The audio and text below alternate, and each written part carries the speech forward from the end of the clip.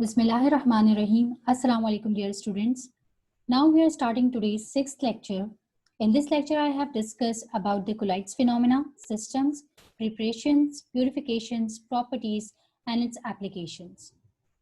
Let's start. The chapter is Surface Chemistry, the properties of surfaces. What is the phenomena of colloids? Colloids particles are basically characterized in these relations. The solutions are the pure solutions, that is called the true solutions. Heterogeneous solutions, which is the relationship of suspension solutions, and the colloidal solutions, that is called heterogeneous solutions. What is the phenomena about the colloid solutions? Let's start. The true solutions in which salt, which is dissolved in a water, so the formation of sodium chloride solutions. So these solutions are easily called homogeneous solutions, because the salt which is easily dissolved in a particular amount of a solvent. Comparatively, colloid solutions, that kind of solutions in which not easily dissolve in a solutions, which create a small like a particles.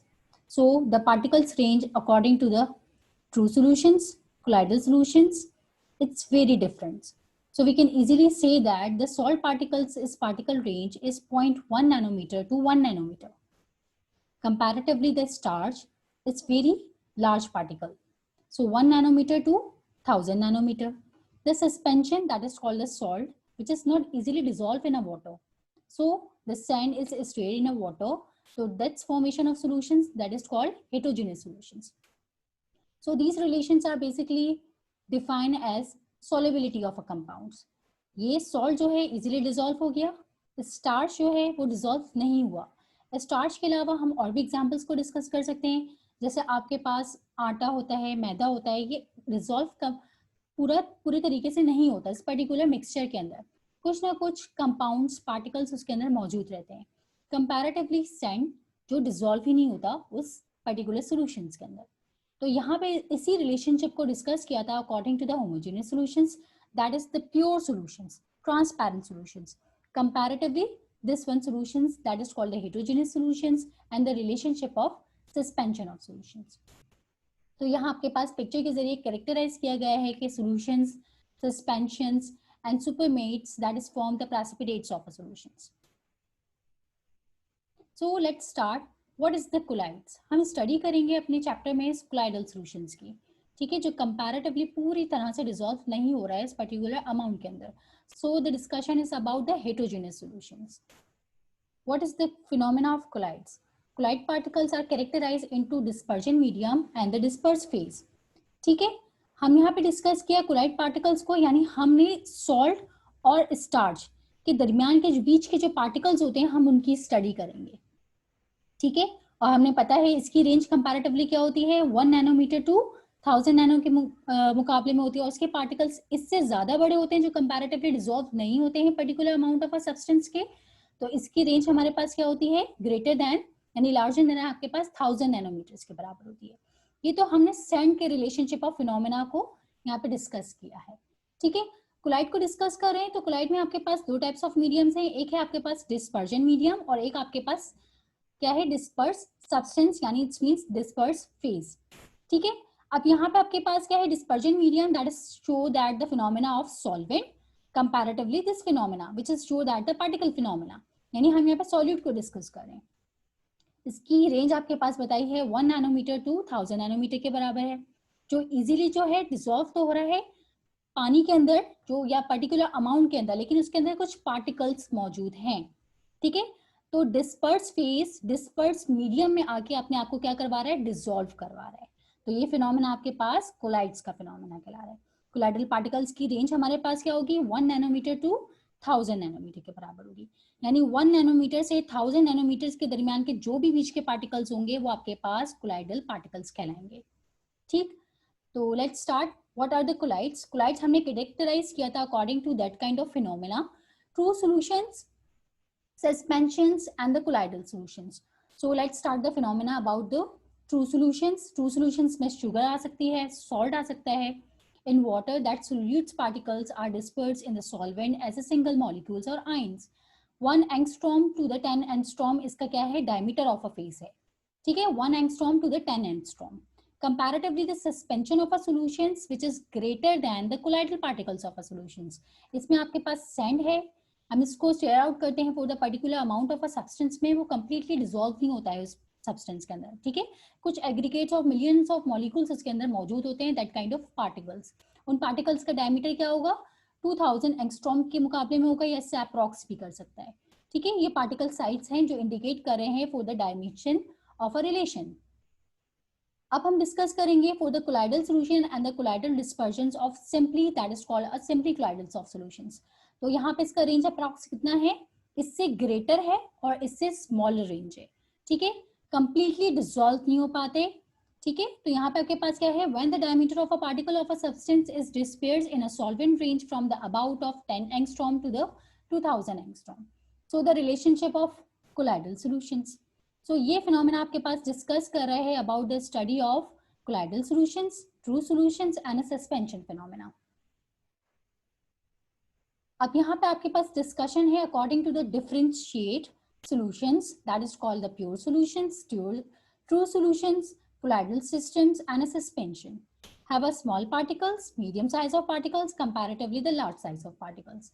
Are the transparent of solutions separated by the semi-permeable membrane and can be filtrated. Easily हो सकता है.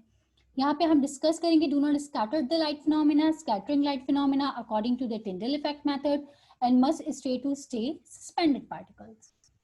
तो study अपनी पूरे इस lecture में discuss किसको करेंगे हम, कोलाइडल सिस्टम को डिस्कस करेंगे. What is the phenomena of colloidal system between the particles in a surface phenomena.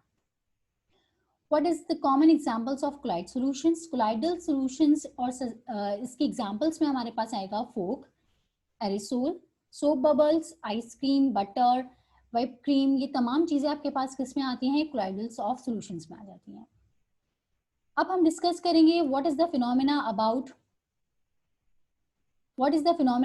The colloidal dispersion. Colloidal dispersion को अगर हम कैरेक्टराइज करेंगे तो आपके पास दो तरह के कोलाइडल डिस्पर्जन होंगे. एक होगा आपके पास disperse phase and the second is आपके पास डिस्पर्स मीडियम, ठीक है. एक डिस्पर्स फेज आ रहा है, एक डिस्पर्जन मीडियम आ रहा है. अब इन दोनों सिस्टम को हम किस तरीके से कैरेक्टराइज करें, disperse phase in analogue to a solute in a solutions. So it's the relationship of a solute relationship. Comparatively, the dispersion medium is a solvent relationship to a solutions.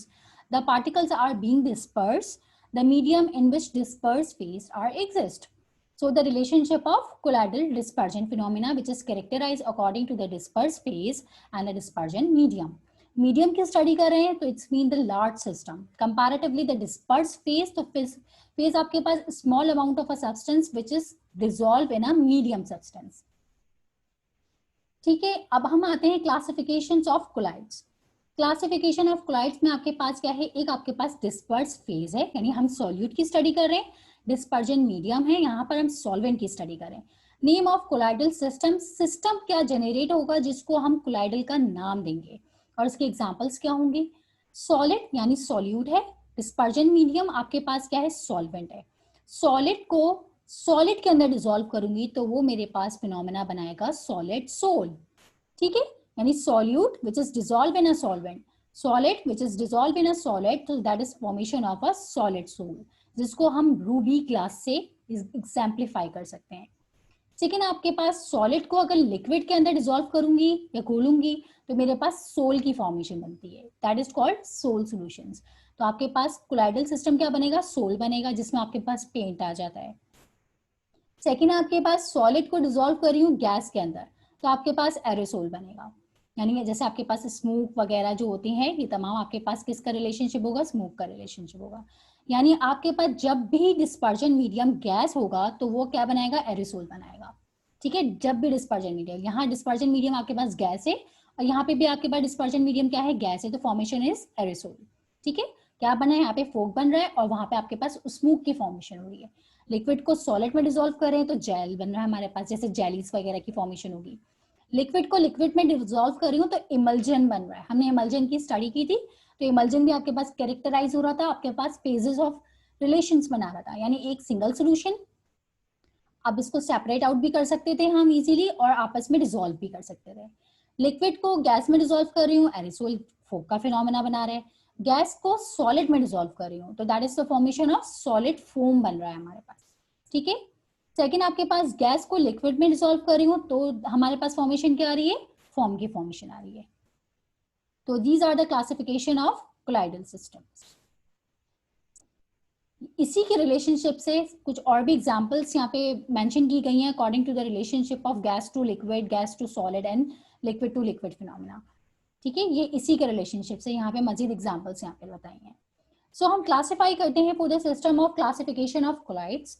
Classification of colloids are the based on two types of natures, based on the natures of interactions between the dispersed phase and the dispersion medium, based on the types of particles, the study of a particles of the dispersed phase. यहाँ पे medium and the phase of relations. Comparatively to this one, relations are basically dependable for the dispersed phase of mediums. अब यहाँ पे interaction करें dispersed phase and the dispersion medium, which are characterized into two types, that is called lyophilic sols और lyophobic sols, ठीक है। अब हम इसको लायोफिलिक भी बोल सकते हैं और लियोफिलिक भी बोलते हैं, इसको भी लियोफिलिक और लियोफोबिक सोल्स भी कहते हैं, ठीक है। इसको लायो से भी कैरेक्टराइज कर सकते हैं और लियो से भी कैरेक्टराइज कर सकते हैं, इसमें परेशान होने की जरूरत नहीं है कि लायो कैरेक्टराइज करें इसको या लियो बोलें। अच्छा जी, अब यहाँ पे लायोफिलिक है और लायोफोबिक है। लायो का मतलब लिक्विड की स्टडी, लायो का मतलब लिक्विड की स्टडी। फिलिक का मतलब हम इंटरैक्शंस कर रहे हैं, यानी लिक्विड लविंग सिस्टम बता रहे हैं। और लायो यहाँ पे फोबिक का मतलब लिक्विड हीटिंग सिस्टम बता रहे हैं। तो यहाँ पे अपने दो सिस्टम को डिस्कस करेंगे, lyophilic sols and the lyophobic sols. Second is multi molecular colloids and associated colloids. यहाँ पे डिस्पर्स फेज को कैरेक्टराइज किया आपके पास दो पार्टिकल्स में, एक मल्टी मोलिकुलर कोलाइड्स की स्टडी करेंगे, एक हम एसोसिएटेड कोलाइड्स की स्टडी करेंगे। And the third is macromolecular collides. So these are the three relationships according to the dispersed phase for particles in a medium. Comparatively, this one are the dispersed phase and the dispersion medium relations. So these are the classification of collides. Let's start the lyophilic sols and the lyophobic sols. What are the difference between the lyophilic and the lyophobic sols? There is strong affinity between the dispersed phase and the dispersion medium. यहाँ पे आपके पास क्या बताया है, there is a low affinity between the dispersed phase and the dispersion medium, ठीक है। strong affinity of a relationship, comparatively weak affinity of a relationship, ठीक है। on shaking with the dispersion medium they directly form the colloidal soles. यहाँ पे है this soles can be prepared by the indirect method. यहाँ पे हम क्या करेंगे, इसको शेक करूंगी, only just shaking easily prepare, comparatively they cannot be shaking. हम यहाँ पे इसको शेकिंग करेंगे, easily prepare नहीं होगा, जिसको हम intrinsic colloids और extrinsic colloids से भी relate कर सकते हैं। They are easy to prepare, they are difficult to prepare. And the second is the particles of soles migrate towards anode or cathode in electric field. So the reaction is electric field पे depend कर रहा है। Migrate क्या हो रहे हैं, charges migrate हो रहे हैं to the anode to the cathode is electric field, so the particles may be not migrate in electric fields. The solid obtained after the evaporations may be converted to the form of soles simply by the shaking of the relationship by the dispersion medium. Comparatively, this one is the precipitates of the masses cannot be brought back into the colloidal state by simply shaking them with the dispersion medium. So it's means that यहाँ पे क्या बता रहे हैं कि आपके पास relationship क्या आ रहा है कि ये जो है मीडियम आपके पास बता रहा है कि अगर आपके पास टू स्टेट्स ऑफ सॉल्यूशंस बन जाते हैं, अगर हम उसको डिसॉल्व करेंगे तो वो वन स्टेट में कन्वर्ट हो जाएगा। जैसे अगर आपके पास कुछ आपने मिल्क के अंदर डिसॉल्व किया हुआ है या हम कोई शेक वगैरह बनाते हैं, उसको जब स्टेबल करवा देते हैं तो वो दो फेजेस में डिवाइड हो जाता है। अब उन दो फेजेस की लेयर्स को मैं मिक्स करूंगी तो वो इजीली क्या हो जाएंगी, मिक्स भी हो जाएंगी, मिल जाएंगी। लेकिन ये जो सोल्यूशन है, अगर आपके पास क्या होगा, डिस्पर्स फेज और डिस्पर्जन मीडियम अलग हो गए तो ये मिक्स नहीं होंगे, ठीक है। Second, these are the reversible process. अगर ये क्या होता है, आपस में डिसॉल्व भी हो सकते हैं और अलग भी हो जाते हैं, और ये कंपैरेटिवली इरिवर्सिबल रिएक्शन है। अगर एक बार अलग अलग हो जाएं तो फिर आपस में ये कंबाइन नहीं हो सकते। तो these sols are the stable, these sols are the unstable. Second, the surface tension of the soles is lower than the dispersion medium. यहाँ पे आपके पास क्या है कि the surface tension of the sole is the same as the dispersion medium. So the relationship is that कि आपके पास क्या बता रहा है कि यहाँ पे कि आपके पास surface tension is decrease comparatively the phenomena of surface tension is increase. ठीक है, तो यहाँ पे आपके पास रिलेशनशिप किसका बताया, सरफेस टेंशन फिनोमेना बताया। ठीक है, अब हम डिस्कस कर रहे थे according to surface tension phenomena को डिस्कस करें तो यहाँ पे ये भी बता सकती हूँ कि surface tension is very close और similar to that of dispersion medium, so it's very low. ठीक है, phenomena is very low comparatively the surface tension is usually lower than the dispersion medium, almost the same medium. Second is that कि आपके पास viscosity level जो होगा इसका high होगा। ठीक है, the viscosity of a sol is higher comparatively the viscosity is very low, is the same phenomena. ठीक, and the third is इसकी एग्जांपल्स आपके पास कुछ आ जाती हैं जिसमें गम है, स्टार्च है, जेलेटिन है, रबर है, इटीसी। ये तमाम एग्जांपल्स जो हैं वो इसकी लायोफिलिक सोल्स की हैं। Comparatively this one is the metal sulphide sols, metals जितने भी मेटल्स आपके रिलेशनशिप हैं वो आपके पास लायोफोबिक सोल्स में आते हैं। ठीक, अब आपके पास डिस्कशन करेंगे about the colloidal solutions between the macromolecular colloids, multimolecular colloids and the associated colloids of the relationship. So these pictures are basically explain the relationship about this phenomena. Let's start for the multimolecular colloids. ठीक है, मल्टीमोलिकुलर collides की study कर रहे हैं तो इसका मतलब यहाँ पे बता रहे हैं कि स्टार्च, ठीक है, डिसॉल्व है किसके अंदर, वाटर के अंदर। अगर स्टार्च डिसॉल्व हो रहा है वाटर के अंदर, that is create a millions of particles generate हो रहे हैं। तो ये आपके पास क्या है, मल्टीमोलिकुलर कोलाइडल सिस्टम बता रहा है। They are form by the aggregations of a large number of particles or molecules which are generally have a diameters in a colloidal range. So it's mean यहाँ पे क्या होते हैं, बहुत सारे molecules मिलके colloidal range में चले जाते हैं। अब colloidal range आपके पास क्या होती है, 1 नैनोमीटर से 1000 नैनोमीटर्स की रेंज है। अगर बहुत सारे टाइनी पार्टिकल्स हैं और टाइनी पार्टिकल्स मिलके एक क्या बना रहे हैं, एक लार्ज पार्टिकल बना रहे हैं। ठीक है, बहुत सारे स्मॉल पार्टिकल्स मिलके आपके पास एक लार्ज पार्टिकल जनरेट कर रहे हैं, जिसमें बताया है कि जिसकी रेंज आपके पास क्या होनी चाहिए, 1 नैनोमीटर से 1000 नैनोमीटर्स के दरमियान होनी चाहिए। ठीक है, उस पार्टिकल की रेंज, तो वो आपके पास मल्टी मॉलिक्यूलर कोलाइडल सिस्टम कहलाता है।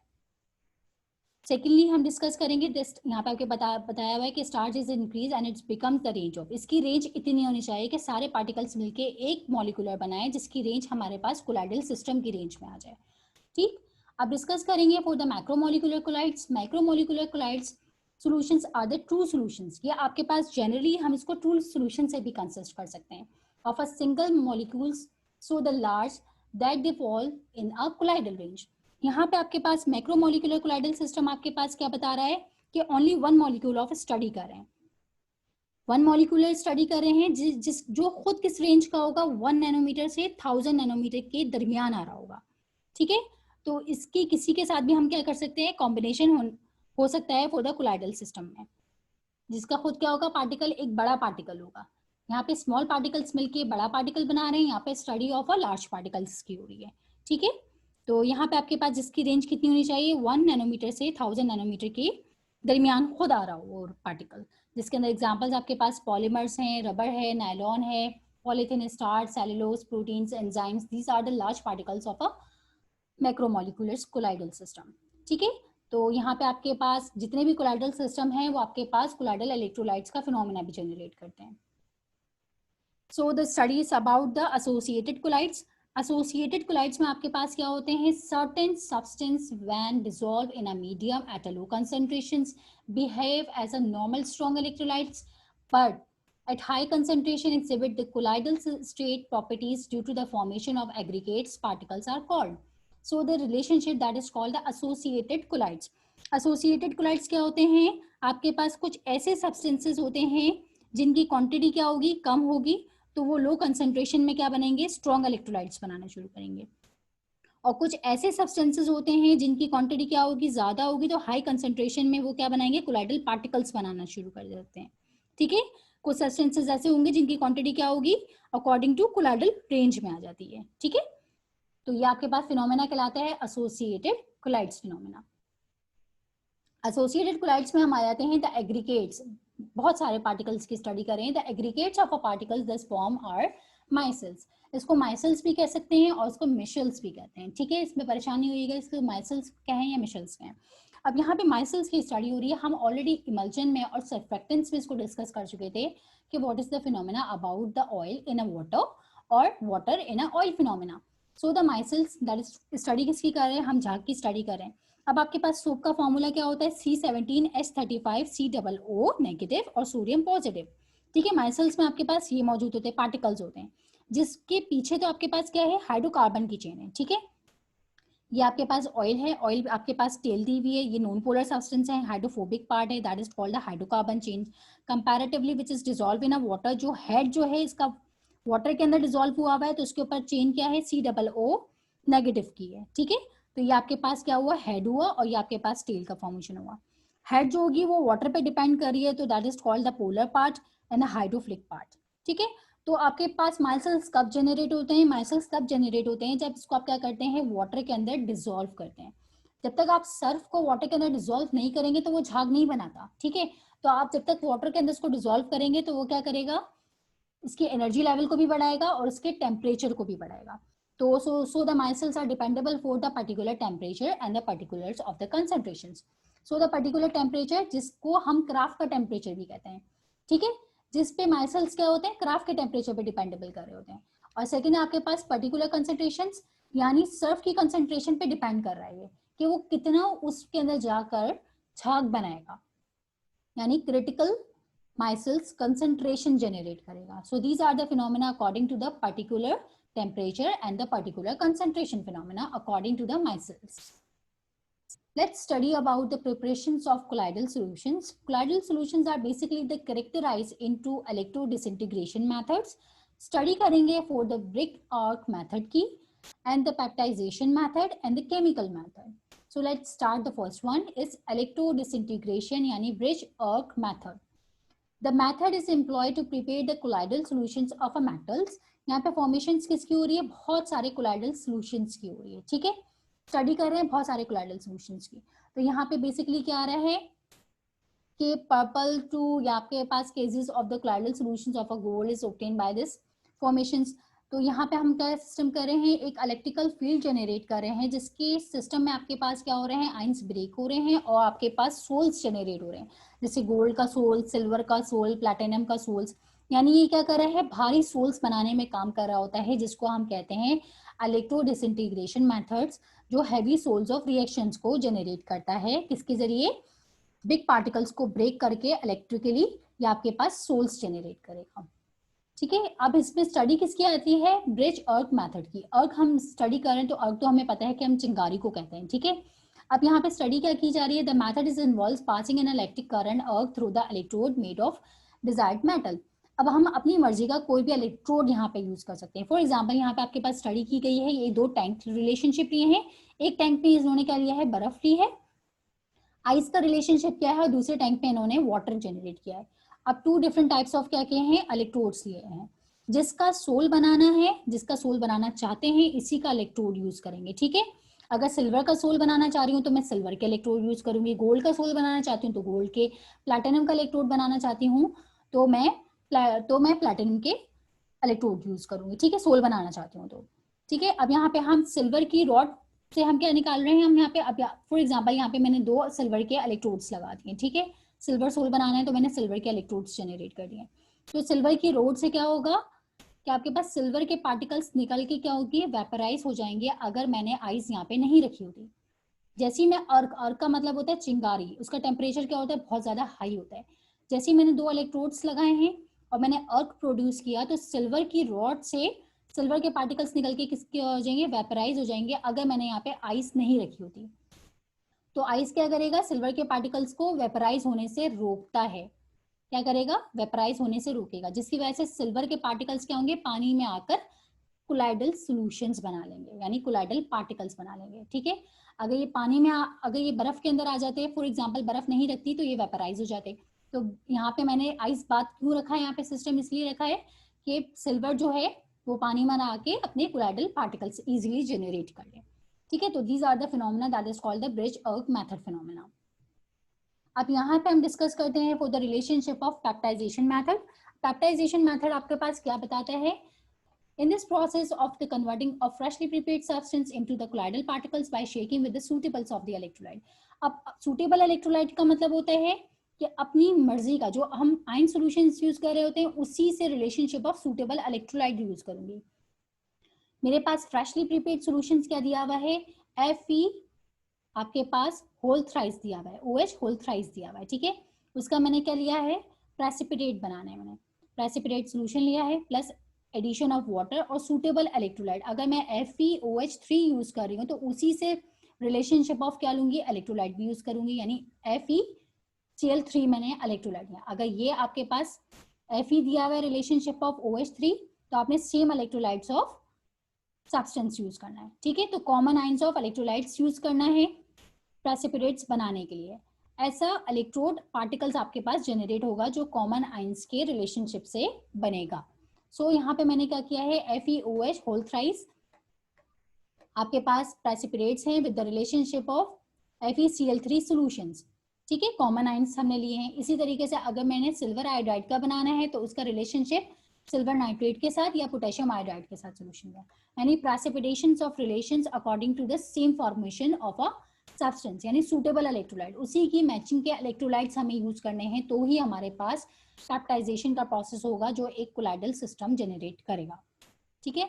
अब लेट्स हम डिस्कस करते हैं for the chemical phenomena. Chemical phenomena आपके पास क्या कर रहे हैं, first one method that is called the double decomposition method. Double decomposition में आपके पास आर्सेनिक दिया हुआ है, तो यहाँ पे क्या हो रहे हैं, बेसिकली 2 आयंस ब्रेक हो रहे हैं, तो ये आपके पास आयंस ब्रेक होके क्या बता रहे हैं, कोलाइडल सोल्स जनरेट कर रहे हैं by the reduction method.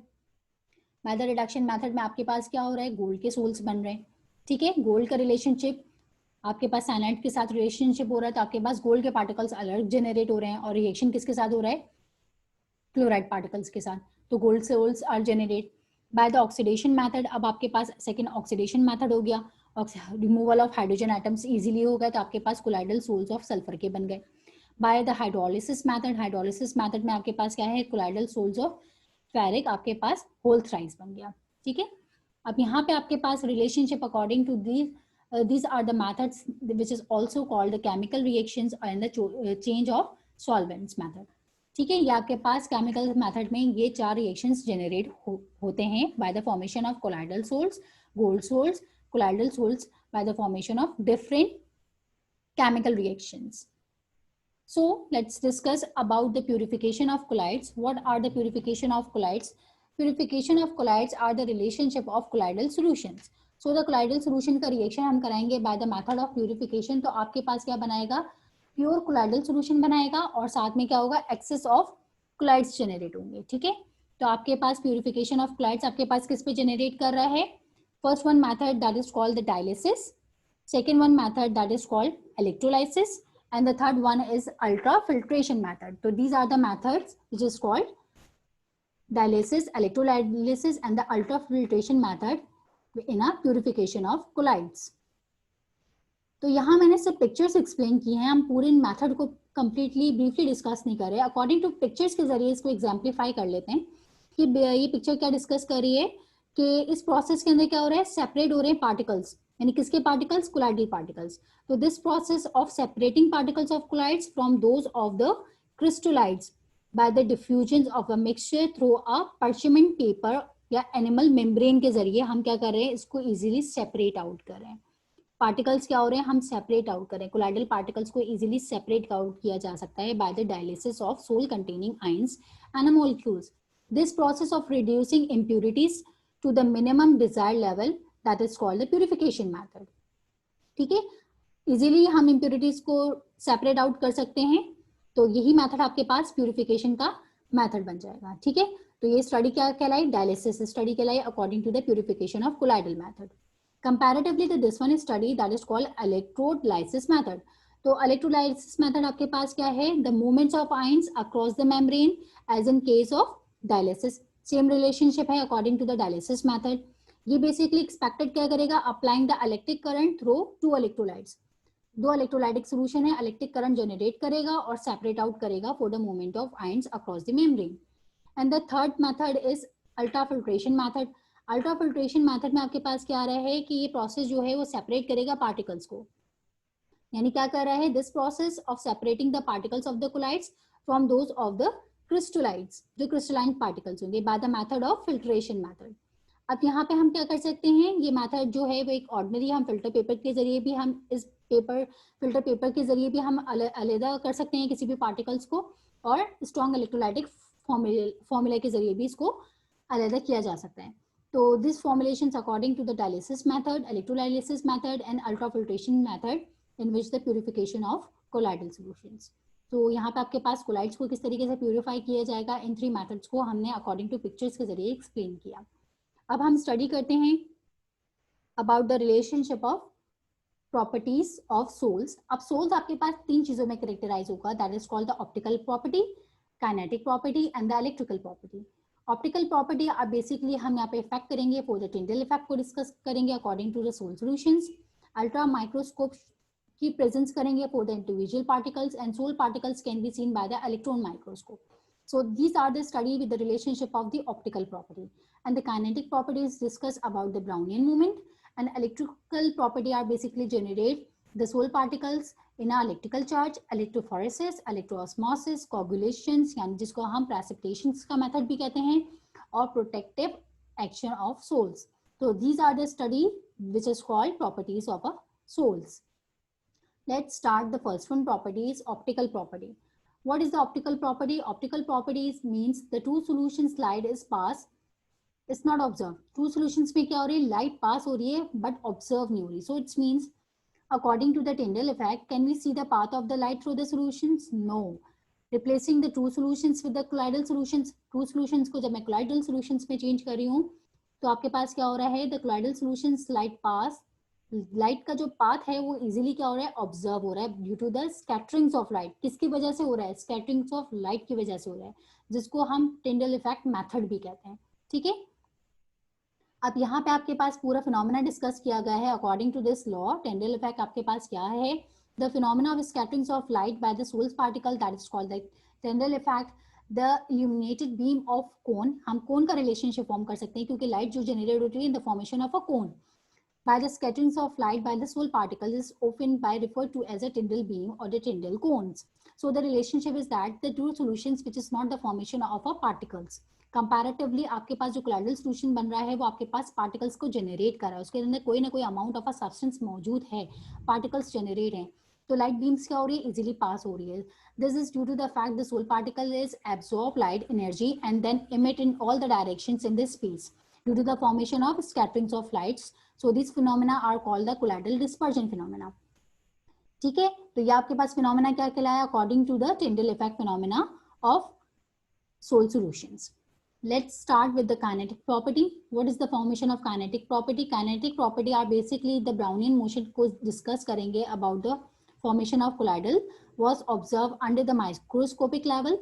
The colloidal particles undergo caseless for the random motion in all the directions of the large area. So the formation is a zigzag formation.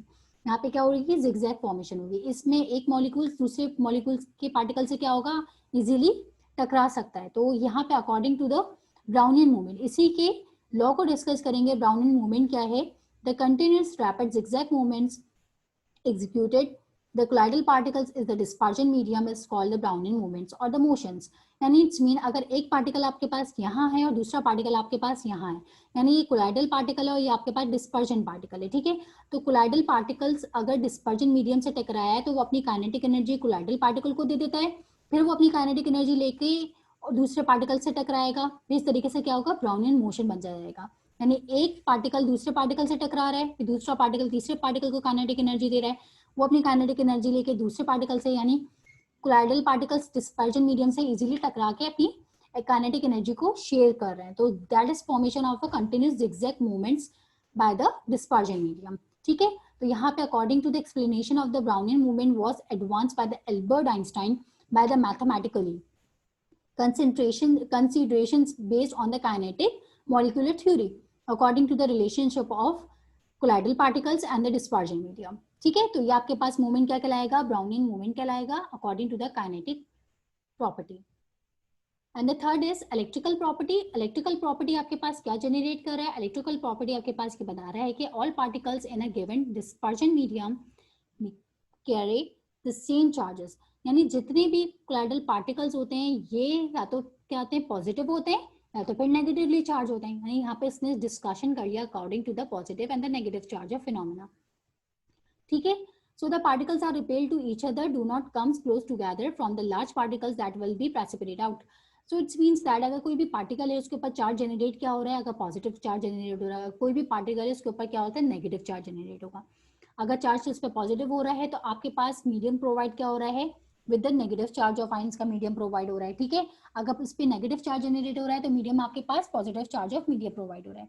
ठीक है, तो यहाँ पे अगर आपके पास, अगर यहाँ आपके पास स्टडी क्या की जा रही है, अगर इन छोटे पार्टिकल्स पे चार्ज जनरेट ना आए तो ये अपनी ग्रेविटी की वजह से क्या हो जाएंगे, नीचे गिर जाएंगे. ठीक है, तो इलेक्ट्रिकल प्रॉपर्टी क्या होती है, इनके ऊपर चार्ज जनरेट करती है ताकि इनकी ग्रेविटी मेंटेन रहे. अगर इनके ऊपर चार्ज जनरेट नहीं होंगे तो वो अपनी ग्रेविटी की वजह से क्या हो जाएंगे, नीचे गिर जाएंगे.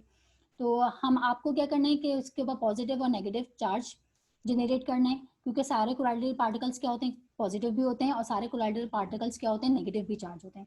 अगर इनको मैंने नेगेटिवली, अगर यहाँ पे पॉजिटिवली लगा हुआ है, ठीक है, अगर मैंने इनको पॉजिटिवली चार्ज कर दिया तो एक दूसरे को क्या करेंगे, रिपेल करेंगे. एक दूसरे को क्या करेंगे, रिपेल करेंगे, क्योंकि ऑलरेडी सोल्यूशन आपके पास नेगेटिवली मौजूद है, जिसकी वजह से एक दूसरों में क्या होगी, अट्रैक्शन, अट्रैक्ट नहीं करेंगे. ठीक है, रिपेल करेंगे एक दूसरे को. इनके ऊपर क्या है, पॉजिटिव पॉजिटिव चार्जेस हो गए तो एक दूसरे को क्या करें, इजीली रिपेल करें. यानी रिपल्जन की वजह से सस्पेंशन नहीं होगा और ये नीचे नहीं गिरेंगे. ठीक है, यानी इनमें क्या होगा, एक इलेक्ट्रिकल प्रॉपर्टी भी जनरेट होगी जिसको हम इजीली कह सकते हैं कि न्यूट्रल सॉल्यूशंस यानी कोलाइडल सॉल्यूशंस बनाएगा. ठीक है, कोलाइडल सॉल्यूशंस कंटेन क्या करेंगे, इलेक्ट्रोलाइट्स कंटेन करेंगे, यानी जितना नेगेटिव होगा उतना ही उनके अंदर क्या मौजूद होगा, पॉजिटिव चार्ज भी मौजूद होगा. अगर कोलाइडल्स हैं तो वो अपना क्या सोल्यूशन जनरेट करेंगे, अगर वो कोलाइडल पार्टिकल्स हैं तो पूरा सोल्यूशन क्या होगा, नेगेटिव फेज में चला जाएगा, या तो फिर वो क्या होगा, पॉजिटिव फेज में चला जाएगा. तो ये आपके पास इलेक्ट्रिकल प्रॉपर्टी का फिनोमेना है according to the positive charge and the negative charge of ion. ये नेगेटिव है तो ये पॉजिटिव फिनोमेना, ये पॉजिटिव है तो ये negative phenomena. For these are the phenomena of repulsion. ठीक है, इन दोनों के दरमियान क्या हो रही है, रिपल्शन हो रही है.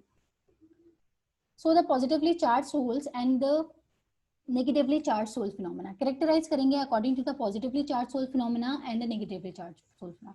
Positively charged souls आपके पास hydrated होंगे, metallic oxides होंगे. Comparatively this one is the copper, silver and the gold souls.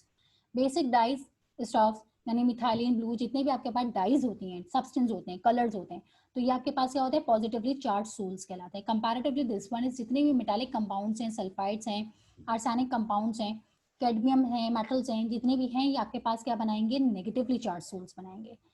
Haemoglobin, blood, ये आपके पास क्या रिलेशनशिप देता है, पॉजिटिवली चार्ज सोल्स कंपाउंड बनाएगा. कंपैरेटिवली नेगेटिवली चार्ज सोल आपके पास एसिड डाई होता है, स्टफ होगा, आपके पास डिफरेंट टाइप्स ऑफ सोल्स मौजूद होंगे डिफरेंट कलर्स के, तो आपके पास नेगेटिवली चार्ज सोल्स जनरेट करेंगे. ठीक है, एग्जाम्पल्स है टाइटेनियम से, या आपके पास टाइटेनियम ऑक्साइड्स है, ये आपके पास सोल्स जनरेट कर रहा है according to the positively charge sols. Comparatively this one is the sols gum है, जेलेटिन है, क्ले है, चारकोल है. स्टडी जितनी भी थी आपके पास, स्टडी किसकी हुई, नेगेटिवली चार्ज सोल की स्टडी हुई. अब डिस्कशन कर लेते हैं about the applications of colloids. हमने यहाँ पे पूरा अपना कोलाइडल सिस्टम को डिस्कस किया. अब यहाँ पे डिस्कस करते हैं कि एप्लीकेशंस क्या होती हैं फॉर द कोलाइडल सॉल्यूशंस की. ठीक है, कोलाइड्स की एप्लीकेशंस क्या है.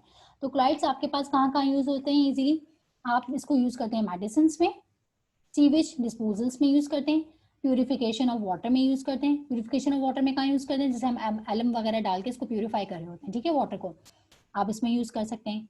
और आपके पास cleaning action of soap, cleaning action of soap में आप क्या कर सकते हैं, माइसल्स वगैरह डालते हैं, माइसल्स डाल के आप इसको यूज करते हैं. Second is the formation of delta. Formation of delta आपके पास क्या कहलाता है, यहाँ मैं इसकी एग्जांपल इस तरीके से रिलेट कर सकती हूँ कि फॉर्मेशन ऑफ डेल्टा इस तरीके से होता है कि अगर दो सब्सटेंस, दो आपके पास डिफरेंट पैरामीटर्स दिए हुए, फॉर एग्जांपल एक आपके पास दिया हुआ है कि एक नदी है और एक आपके पास क्या दिया हुआ है, समंदर है. अब नदी जो है समंदर से आके मिल रही है. ठीक है, जिसका जितना भी सिस्टम है वो आके समंदर में आ रहा है. तो नदी में क्या मौजूद होता है, क्ले होता है, मड होता है. ठीक है, तो क्ले के कोलाइडल पार्टिकल्स मौजूद होते हैं, जबकि समंदर में आपके पास क्या होता है, हाईली मिकदार में आपके पास इलेक्ट्रोलाइट्स के पार्टिकल्स होते हैं. तो ये क्या करेगा, तो ये इलेक्ट्रोलाइट्स जो होंगे कोलाइडल पार्टिकल्स को खत्म करके क्या बना लेंगे, डेल्टा बना लेंगे. जब एक फेज दूसरे फेज में आके मिक्स हो रहा है तो उसके इलेक्ट्रोलाइट्स कोलाइडल पार्टिकल्स को खत्म करके डेल्टा बना लेते हैं, एक स्पेसिफाइड स्पेस बना लेते हैं. तो इस फॉर्मेशन को हम क्या कहेंगे, फॉर्मेशन ऑफ डेल्टा की फॉर्मेशन कहेंगे. ठीक है, और सेकंड आपके पास क्या है, स्मूथ प्रेसिपिटेशन मेथड, यानी कंट्रोल करेगा प्रेसिपिटेटर्स के जरिए. तो अब आपके पास जो डिफरेंट कंपनीज होती हैं, ठीक है, इंडस्ट्रीज होती हैं, वहाँ पे क्या होती है, चिमनियाँ लगी हुई होती हैं. ठीक है, वहाँ से क्या होता है, इजीली धुआं बाहर निकल रहा होता है. तो वहाँ पे क्या करेगा, जो धुआं निकल रहा होता है इन चिमनियों के जरिए, वो स्मूथ प्रेसिपिटेटर प्रेसिपिटेटर कहलाएगा, ठीक है। जो धुआं वहां से निकल रहा है तो वो क्या होता है, कोलाइडल पार्टिकल्स होते हैं। क्या हो रहे हैं, वो कोलाइडल पार्टिकल्स होते हैं। तो वहां कुछ ऐसे इलेक्ट्रोलाइट्स लगा दिए जाते हैं जो कोलाइडल पार्टिकल्स के पॉजिटिव और नेगेटिव चार्ज को क्या करें, इजीली कंट्रोल करें। जब धुआं निकले तो वहां से इलेक्ट्रोलाइट्स में जाके जितना भी धुआं होगा उसमें आके एब्जॉर्ब हो जाए, ठीक है, इजीली। तो यहाँ से आपके पास ये सिस्टम क्या कहलाएगा, स्मूथ प्रेसिपिटेशन का मेथड कहलाता है।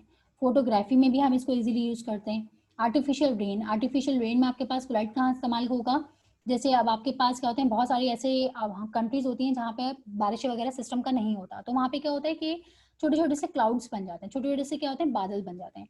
जो बादल अलग अलग होते हैं तो वो क्या होंगे, डेंस नहीं हो पाते एक दूसरे से। डेंस नहीं हो पाते तो पानी भी नहीं निकल पाता, ठीक है। तो बादलों में अगर मैं क्या करूंगा, छोटे छोटे बादल अलग अलग से पार्ट्स अपने बनाए हुए हैं, अगर उनके अंदर पोटेशियम आयोडाइड का स्प्रे करा दिया जाए, यानी छिड़काव होता है पोटेशियम आयोडाइड का उन स्पेसिफिकली बाय प्लेन्स के जरिए उन पे स्प्रे करा दिया जाए, तो बादल पे अगर नेगेटिवली चार्ज पार्टिकल्स मौजूद हैं, अगर पोटेशियम आयोडाइड का स्प्रे करा दिया जाएगा तो पोटेशियम का पॉजिटिव इसके नेगेटिव को खत्म कर देगा, ठीक है। पोटेशियम के पॉजिटिव ने उन बादलों के नेगेटिव को खत्म करके एक बड़ा सा बादल बना दिया, ठीक है। वो कोलाइडल पार्टिकल्स बन गया। कोलाइडल पार्टिकल्स क्या हो जाएंगे, सस्पेंडेड हो जाएंगे और एक बड़ा सा बादल बना देंगे, यानी एक बड़ा सा क्लाउड जनरेट कर देंगे।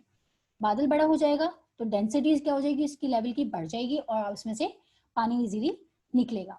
तो ये सिस्टम आपके पास क्या कहलाएगा, आर्टिफिशियल रेन का सिस्टम कहलाता है, जो किसकी एप्लीकेशन में आता है, कोलाइड्स की एप्लीकेशन में आता है।